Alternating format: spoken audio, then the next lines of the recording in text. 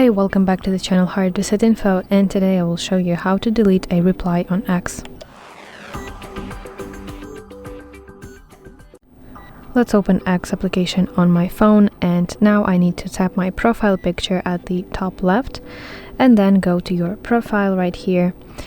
And as you can see, your profile is divided into several sections. Those are posts, replies, highlights, etc.